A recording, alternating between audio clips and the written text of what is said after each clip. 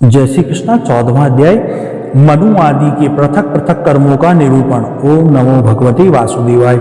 राजा परीक्षित ने पूछा, भगवान आपके द्वारा वर्णित ये मनु, मनुपुत्र, सप्तऋषि आदि अपने अपने मनवंतर में किसके द्वारा नियुक्त होकर कौन कौन सा काम किस किस प्रकार करते हैं, यह आप कृपा करके मुझे बतलाइए। श्री सुखदेव जी कहते हैं, परीक्षित, मनु, मनुपुत्र, सप्तऋषि और देवता सबको नियुक्त करने वाले स्वयं भगवान ही हैं। राजन, भगवान के जिन यज्ञ पुरुष आदि अवतार शरीरों का मैंने वर्णन किया है, उन्हीं की प्रेरणा से मनु आदि विश्व व्यवस्था का संचालन करते हैं। चतुर्युगी के अंत में समय के उलटफेर से जब श्रुतियां नष्ट प्राय हो जाती हैं, तब सप्तऋषि गण अपनी तपस्या से पुनः उनका साक्षात्कार करते हैं। उन श्रुतियों से ही संतान धर्म की रक्षा होती है, सनातन धर्म की रक्षा होती है।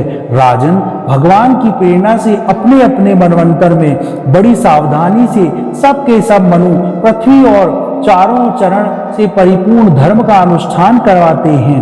मनुपुत्र मनवंतर भर काल और देश दोनों का विभाग करके प्रजा पालन तथा धर्म का पालन कार्य करते हैं। पंच महायज्ञ आदि कर्मों में जिन ऋषि, पितर, भूत और मनुष्य आदि का संबंध है, उनके साथ देवता उस मनवंतर में यज्ञ का भाग स्वीकार करते हैं। इंद्र भगवान की दी हुई त्रिलोकी की अतुल संपत्ति का उपभोग और प्रजा का पालन करते हैं। संसार में यथेष्ट वर्षा करने वाले का अधिकार भी उन्हीं को है। भगवान युग युग में सनक आदि सिद्धों के रूप धारण करके वो ज्ञान का, यज्ञवल्क्य आदि ऋषियों का रूप धारण करके कर्म का और दत्तात्रेय आदि योगेश्वर के रूप में योग का उपदेश करते हैं। वह मारीची आदि प्रजापतियों के रूप में षष्ठी का विस्तार करते हैं।